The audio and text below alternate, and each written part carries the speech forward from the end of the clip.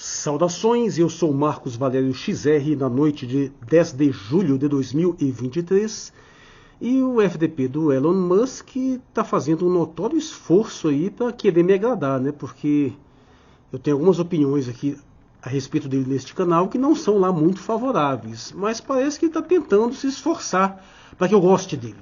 Não por ter especificamente defendido uma posição, mas por ter puxado uma faca muito bem puxada, que merece uma séria discussão, embora eu vou logo avisando para alguns mais conservadores que o resultado dessa discussão pode ser um pouco o contrário do que as pessoas pensam, né?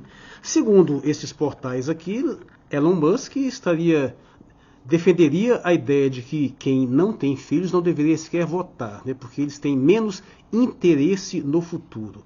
É uma ideia interessante que, se você for observar bem, ela ressoa uma discussão já antiga, até mesmo a própria ideia da questão do direito a voto. Quando você traça uma análise mais profunda nessa evolução histórica, esse elemento aí, de certa forma, meio que aparece, associado diretamente, e essa é uma associação que as pessoas que levantaram essa discussão fizeram com a questão do serviço militar, né?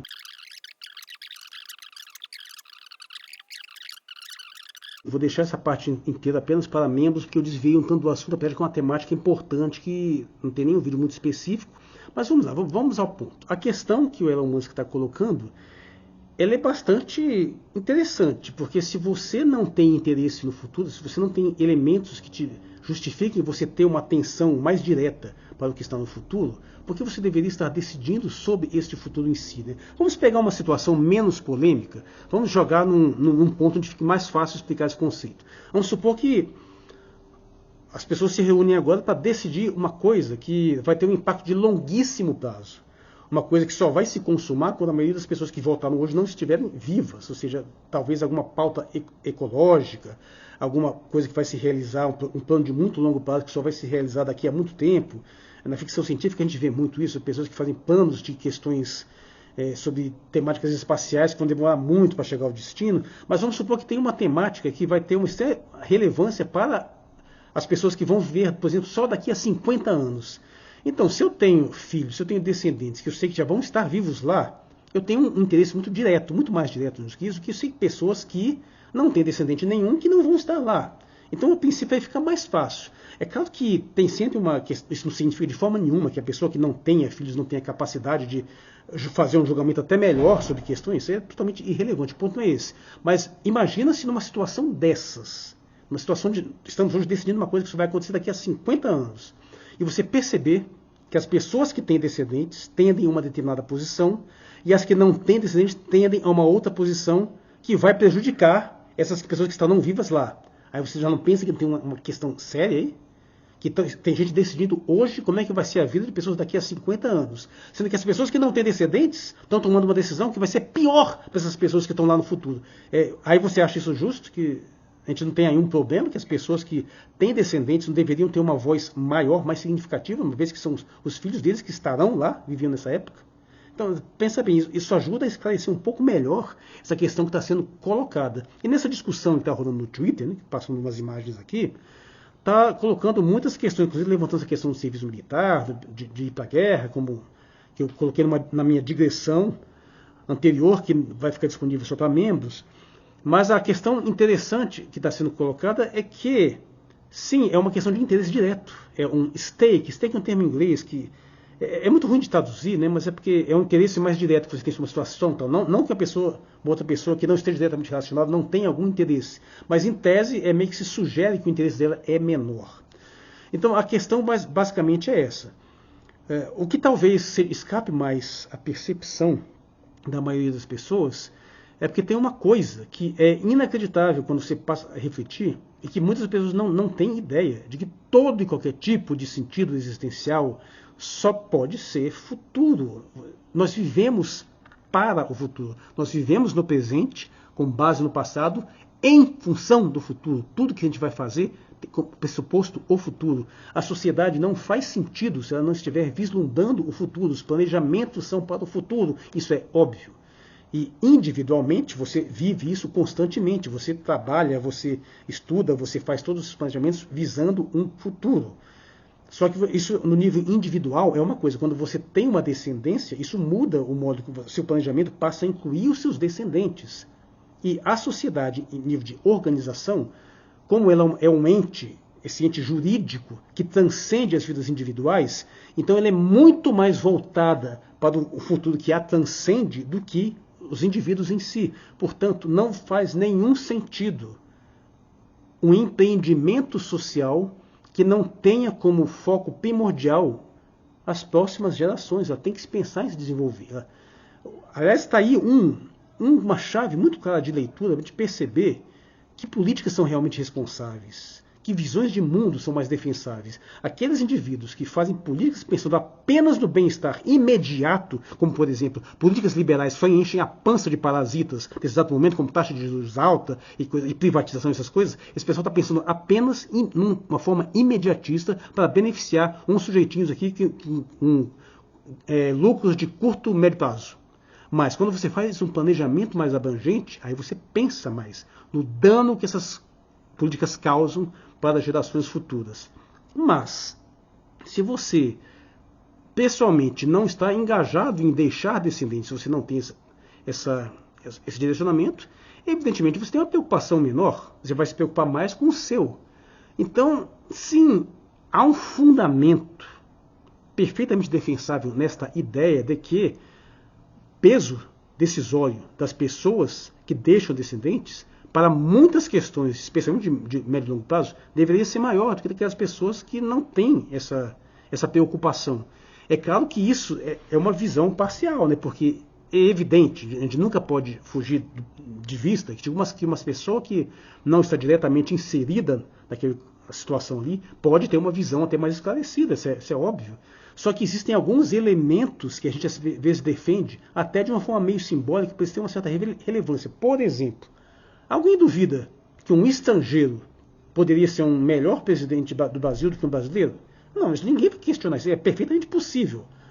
Mas eu não estou disposto a abrir mão do preceito constitucional de que você, para ser presidente do Brasil, você tem que ser brasileiro nato.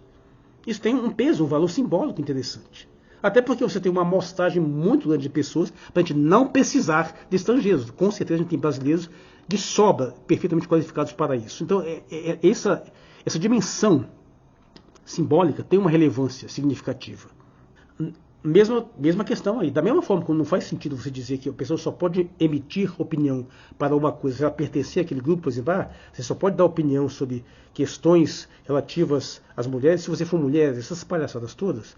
Ainda assim, a gente tende a aceitar um peso maior daqueles grupos em determinadas questões. Sim. Então nós não temos dificuldade. Eu sou contrário à ideia de você fechar a questão do lugar de fala, que a pessoa pode falar, aquela pessoa não quer dizer. Não, isso é ridículo. Porque isso é muito evidente, a experiência demonstra isso esmagadoramente, que pessoas que não estão diretamente envolvidas naquela situação, frequentemente, pode ter até uma visão mais objetiva. Mas ainda assim a gente concede que essas pessoas que estejam mais diretamente envolvidas tenham alguma agência a mais. Então a questão não é nem tanto separar. Mas o Elon Musk está colocando isso, e não só ele, algumas pessoas colocam, de uma forma um pouco mais radical. Né? Em primeiro lugar, vale lembrar que frequentemente pessoas que não têm descendentes, não pretendem ter filhos, elas até mesmo se desinteressam um pouco de algumas coisas, né? Até porque elas estão mais focadas na sua própria vida mesmo. Então, se a coisa for atingir a sociedade daqui a muito tempo, não tem muito motivo para se preocupar. Então, por um lado, tem até a situação de que elas mesmo não tendam a não se importar muito com isso. Por outro lado, eu não tenho nenhuma dificuldade de admitir que, ao menos num determinado contexto inicial, eu não me surpreenderia se a gente pudesse fazer uma comparação de que pessoas que se abstiveram de reprodução poderiam até, numa média, ter até uma capacidade de entendimento maior. Não vou dizer um QI, porque eu tenho muito pé atrás com a ideia de QI, né? Mas uma inteligência no sentido melhor, porque há umas certas sugestões históricas nisso ao perceber que grandes gênios da humanidade eram até celibatários. Mas isso apenas no momento inicial. Isso no momento onde a reprodução é uma escolha totalmente livre, onde o indivíduo até, ou mais dizendo até, de uma certa forma, em grande parte, até uma imposição. Para você decidir não se reproduzir, tem até um certo esforço para você sair daquela cena reprodutiva. Ou seja, quando a sua abstinência reprodutiva é até mais um esforço, até mais um sacrifício, nesse sentido sim. Agora, no nosso contexto atual, Isso foi pro saco há muito tempo. Porque grande parte das pessoas que não se reproduzem hoje é por preguiça. É porque simplesmente não querem ter trabalho. Ainda ficam tentando posar de superiores, porque estão preocupadas com o planeta. Então nós geramos um background histórico social em alguns países, claro, onde cada vez mais se reforça a ideia de você não ter filhos, dos child free, esse antinatalismo, alguns com viés até mais dramático, eu tenho vídeos explanando sobre isso amplamente, onde aquilo que antes era um sacrifício, era uma vocação, o resultado de uma escolha mais consciente, mais lúcida, hoje passa a ser mais uma inércia. Pessoas que não querem ter filho, não, mas eu tenho pet, eu crio cachorro, não sei o que lá, porque eu não quero ter trabalho, porque... E o detalhe, a gente ainda não viu o resultado disso. Não vimos ainda. Porque as pessoas que estão idosas hoje, já precisando de amparo, pelo menos passar para a quarta idade, se a gente pode falar nisso, elas ainda são de uma geração com uma taxa reprodutiva mais alta. Esta galera, com essa taxa reprodutiva abaixo da média, ainda não chegou na senescência, né, no fim da vida. Então a gente não sabe ainda exatamente o resultado dessa tendência. E sem contar também o fato de que a imigração meio que neutraliza isso também. Mas isso tem limite, né? Em algum momento, em alguns contextos, a migração nem faz muito sentido. Porque, por exemplo, no caso do Japão, é um país extremamente avesso à imigração. Para quem muita gente que não sabe, né? O que tem, às vezes, é muito retorno de descendentes de japoneses para o Japão. Isso tem muito. Mas de pessoas que vão de fora para morar lá, existe um fluxo significativo também, mas não é que nem, por exemplo, para os Estados Unidos, que nem ir para a Europa. Tem uma distinção aí. Então, isso é uma grande experiência social, como essas mensagens estão abordando aí, e que está em questão, e muita gente está preocupado com o futuro da civilização. Se você está preocupado com o futuro, meu amigo, o futuro não existe sem futuro, sabe? Sem gerações futuras. E realmente é muito engraçado gente aí dizendo que está preocupado com o futuro do mundo, né? Quando está preocupado apenas com o futuro físico do planeta sem a humanidade. Porque eu não sei porque você está preocupado com isso, meu, porque o próprio planeta mesmo não está nem aí, porque ele sobrevive e a gente, se a gente se exterminar aqui e fosse todo mundo morresse hoje, todos os 8 bilhões de habitantes desaparecidos, o planeta vai continuar aí numa boa e se vacilar ainda surge uma outra espécie inteligente aí depois. O ponto aqui não é esse. A questão é que todo o empreendimento humano, toda a civilização humana, tudo se orienta para o futuro. E para esse futuro pressupõe reprodução. As pessoas que abdicam da reprodução, de uma certa forma, estão abdicando dessa âncora com o futuro. Então, sim, é questionável, né, que elas deveriam ter o mesmo poder decisório com relação a questões que afetam o futuro. Mas antes, você sabia que já existiu discussões a respeito de pessoas que não se reproduzem e questões tributárias, que já se propôs impostos adicionais para pessoas que não têm filhos, assim como algumas pessoas já defenderam que por elas não terem filhos, elas deveriam pagar menos impostos, porque os impostos delas serão usados, por exemplo, para o sistema educacional público, para a saúde pública, para a saúde infantil, e como elas não têm descendentes, não faz sentido elas serem taxadas para sustentar os filhos dos outros. E, ao mesmo tempo, tem legislação que diz o exato contrário. Porque se toda a sociedade está voltada para o futuro e você não deixa descendentes, você não está gerando novas pessoas para continuar a espécie humana, de uma certa forma você é meio que um parasita. Né? Você é um fim de linha, é um dead end. Você é um indivíduo que está deixando morrer uma linhagem de centenas de milhares, talvez milhões de anos de desenvolvimento humano e bilhões de anos de vida. Ou seja, a vida começou 4 bilhões de anos atrás, foi passando por vários estágios e vai se desenvolvendo das mais diversas formas e ela parou em você. Assim, tá? Então tem visões divergentes aí. Né?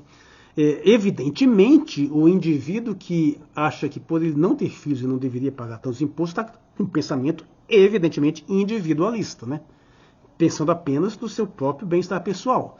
Não está disposto a fazer um sacrifício em prol da coletividade. Por que ele deveria fazer se ele nem sequer pensa em coletividade, se ele não pretende se reproduzir? Mas, por outro lado, as pessoas que estão vivendo, que estão se reproduzindo, estão arcando com essas questões todas. Quer ver uma questão interessante? Você observa que, se a espécie humana vai continuar se perpetuando, cada mulher que não tem filhos sobrecarrega-as demais. Porque, em vez de todas elas terem uma quantidade razoável de filhos, aquelas que saem do jogo reprodutivo, de uma certa forma, meio que induz as outras a terem uma quantidade maior. Isso não chega a ser um grande problema, porque tem muitas mulheres que querem ter muitos filhos, outras que não querem ter, então isso veio mais vai de uma forma meio que espontânea. Mas se você para pensar nessas questões, você consegue perceber problemas e questões que podem se colocar quando as taxas produtivas começam a chegar num limiar de crise.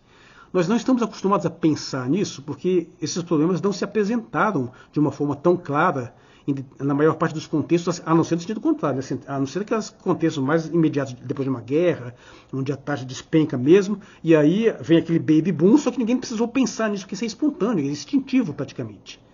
Só que agora tem que pensar, porque, por exemplo, até a Segunda Guerra Mundial, que matou gente pra caramba, embora não seja suficiente para deter o crescimento populacional, o baby boom que teve pós-guerra ainda era numa época que não tinha grandes tecnologias anticoncepcionais. Agora tem. Se vier uma guerra agora com a capacidade de destruição muito maior, o baby boom pós-guerra poderá ser prejudicado, porque agora nós temos métodos anticoncepcionais mais sofisticados, sem contar uma reorganização social e de mentalidade.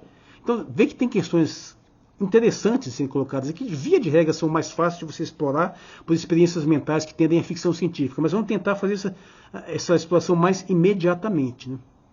Então, você vê que tem uma questão interessante que, então nesse sentido eu acho interessante que alguém como Elon Musk jogue puxa essa faca aí, né? Porque é bom que tenha uma briga, que começa a surgir algumas ideias, algumas pessoas começam a argumentar, você vai ver nessas mensagens no Twitter mesmo que estão surgindo temáticas curiosas. Eu mesmo acho que ainda é um pouco precipitado para fechar um entendimento mais claro, porque tem que ver mais pessoas se manifestando, mas já está totalmente evidente que há uma divisão evidente entre os mais conservadores e os mais progressistas, porque os mais progressistas tendem a ter menos filhos, vão mais na direção de tendências feministas, tendências liberais no sentido geral, e os conservadores vão no outro sentido. Mas assim, para ver que essas questões não estão tão distantes, eu vou te mostrar, só dar só um exemplo muito claro, onde pelo menos parece haver um nítido viés em uma temática divisiva, onde pessoas que têm filhos e as que não têm parecem ter um posicionamento diferente. Que, por exemplo, a questão crucial dessas que estão aí, nessa questão do transgenerismo, né? Se mulheres trans podem usar o banheiro feminino, se você pode usar o conceito de mãe, se o conceito de mãe não é transfóbico, essas questões todas. Não dá para notar claramente aí que tem uma distinção que, perante o pessoal que é mais refratário a essas políticas de gênero, essas questões progressistas, são pessoas que têm taxa reprodutiva maior, que em grande parte até o crescimento recente do conservadorismo é o resultado disso, é porque as famílias mais conservadoras têm taxas reprodutivas maiores e, na grande maioria das vezes, as pessoas tendem a herdar o posicionamento dos seus pais em uma série de fatores. A norma geral, é claro que tem exceções. Tem o cara que nasce naquela família ultra religiosa e vira um ateu ultra radical, vai contra a religião. E tem o contrário também. Mas eu tenho uma dissertação chamada O Futuro da Religião e Religião do Futuro, que eu demonstro numericamente, estatisticamente nesta live, que não é simétrico. A tendência é que os conservadores ganhem, as que têm taxas reprodutivas maiores ganhem. É por isso que a religião, ao contrário do que você previa, a religiosidade está aumentando. Então você tem essa dinâmica aí. O que significa que a médio e longo prazo, essas ideias progressivas vão ser derrotadas. Isso é meio que inevitável. E eu acho que muita gente lá em cima já percebeu isso. Não tem certeza. E já percebendo isso, já se mobilizou para infectar esses grupos conservadores com ideias liberais. Isso é basicamente para isso que serve o maldito combo do liberal conservadorismo, né? O sujeito que vai defender tradições culturais, tradições populares, tradições religiosas, mas desgraçadamente acreditou na blasfêmia grotesca de que para isso ele tem que defender o liberalismo no mercado. Esse liberalismo aí, desse pessoal, privatização, né, desregulação, essa palhaçada toda. Esse processo de corrupção do conservadorismo está muito bem avançado. Né? Mas ainda assim, isso tem um rebote. Porque em alguns momentos fica meio que evidente. Né? Hoje tá muito claro a dificuldade que o pessoal está tendo para lidar com a constatação do fato óbvio que quem impõe essas pautas, que são tão vistas como de forma hostil pelos conservadores, é a nata do capitalismo global. Eles tentam fazer esse subterfúgio, não, mas isso aí é a esquerda, isso é o comunismo, mas isso, cara, isso tem um limite. Em algum momento, isso fica evidente, até porque o pessoal lá em cima joga isso na tua cara de uma forma assim tão escancarada que eles não têm nenhuma papa na língua de pegar os maiores bancos de investimento do mundo, aquelas mega corporações internacionais e jogar isso no tua cara com todas as forças. Em algum momento não tem como você não ver. E, infelizmente, também está muito avançado na esquerda essa colagem, né, de que para você defender os direitos da classe trabalhadora tem que defender subdivisões infinitas de gênero, de sexualidade, essa palhaçada toda, que evidentemente só enfraquece. Mas essa artimanha, ela também tem seus limites, ainda mais quando a gente pensa no contexto global aí, né? Mas o ponto que eu quero colocar é que há uma discussão clara aí, uma discussão interessante, e eu acho que o grande mérito dessa discussão é você começar a bater em determinadas teclas que estão sendo pouco batidas e que são, de uma certa forma, um tanto quanto herméticas. A humanidade tem uma enorme dificuldade de pensar diretamente nas questões reprodutivas, falando de uma forma direta, clara mesmo. Poucas pessoas pensam nisso, planejam a longo prazo, falando-se em grandes engenheiros sociais mesmo, né? Arquitetos, grandes legisladores que pensam no futuro, que pensam na questão das taxas reprodutivas, que pensam como vai ser o seu país, a sua empresa, a sua família daqui a 100 anos. E você tem que pensar nisso. E não é fácil pensar nisso. A gente tem uma dificuldade muito grande de lidar com isso porque a reprodução é instintiva. E, de uma certa forma, ela nos atropela. Eu tenho aquelas discussões aqui da ética, da impossibilidade, né, sobre essa questão da reprodução. Tá infelizmente, poucos vistos nessas palestras que eu tive lá na Universidade de Brasília, onde isso é amplamente discutido. A moralidade ou a ética da reprodução, essas coisas todas estão em pauta. E isso é uma coisa que eu sinto que tem pouco desenvolvimento. Normalmente a discussão está um nível baixíssimo de aborto, de child free, ou de que porque Deus mandou reproduzir, crescer, multiplicar. Então, geralmente é muito baixo o nível. Tem poucas pessoas que planejam, que pensam disso de uma forma mais sofisticada. Geralmente quem está fazendo isso são os orientais. Quem está pensando nisso de um nível mais sofisticado é China, é Rússia, é Coreia do Norte, sabe, em geral. Mas ainda assim, a gente tem muito que refletir sobre isso. Mas eu quero dar o meu posicionamento claro que essa ideia faz sentido. Essa ideia de que você, pelo menos em algumas temáticas, as pessoas que não se reproduzem não deveriam ter o mesmo peso, as subdivisões não deveriam ter o mesmo peso sobre alguns temas, do que as pessoas que se reproduzem, que estão deixando descendentes, que estão abrindo mão do seu futuro pessoal pelo futuro dos seus filhos. Porque se eu não tivesse filho nenhum, amigo, eu estava vivendo com muito mais conforto, com muito mais luxo. Eu estou abdicando disso pelos meus descendentes. Eu faço isso não é por um simples altruísmo, embora também possa ser. De uma certa forma, isso é a natureza fluindo por mim, sabe? Isso é a vitalidade. Não é nem tanto uma decisão racional, a vida nos atropela. Eu respeito as pessoas que tentam ir acima disso e tentam tomar deliberações, mas é muito difícil distinguir quem faz isso por uma superação mesmo da natureza, ou quem faz isso por acidente ou por simples preguiça. E infelizmente tem muitos child free que tentam de pagar de espertinhos, tentando emplacar uma virtude que eles não têm, quando no fundo que eles têm é puro individualismo, hedonismo, preguiça, ou até mesmo uma certa ignorância de compreender algumas coisas mais sutis e mais profundas, até porque eu insisto, nós não temos ainda o resultado concreto desta geração que está se abdicando de se reproduzir em larga escala, embora isso já está ficando cada vez mais claro. Né?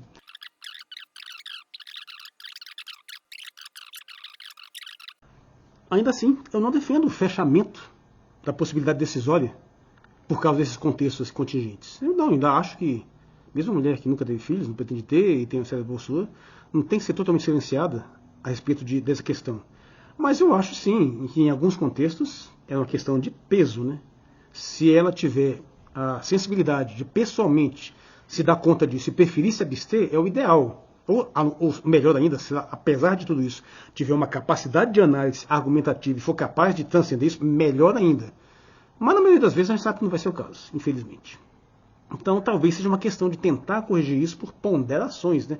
Por pesos. Mais uma vez eu insisto naquela questão que deveria acabar com a obrigatoriedade do voto. Né? Porque o voto facultativo, o simples fato de você ir votar já é um voluntarismo. Se você tem menos motivo, está menos preocupado com aquela questão, você tende a não votar. Mas quando você é obrigado a votar, o cara vota às vezes só porque é obrigado, ou seja, o cara nem pensa direito. Sabe? Então tem essa questão que a gente deveria refletir melhor.